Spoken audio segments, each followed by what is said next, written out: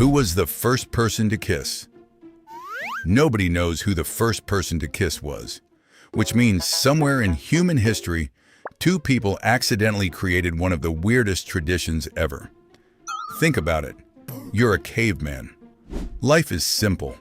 Hunt mammoths, avoids dying, sleep in a cave.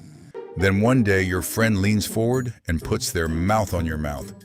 And instead of punching them in the face, you both decide, yeah, let's keep doing that. Congratulations, you just invented kissing. The funny thing is that kissing isn't universal. Even today, some cultures never developed romantic kissing at all. Anthropologists estimate that less than half of human societies traditionally kissed the way we do. So kissing might not be a built-in human instinct.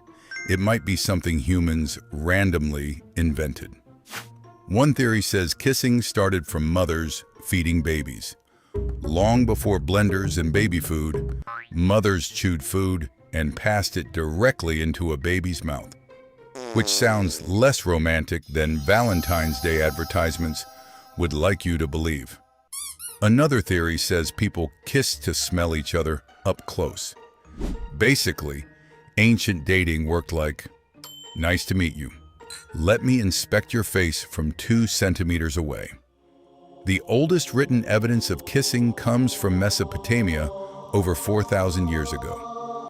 By then, people were already kissing for romance, relationships, and probably creating drama. So who was the first person to kiss? We have absolutely no idea. But somewhere thousands of years ago, 2 humans made a very strange decision. And now, billions of people are still copying them.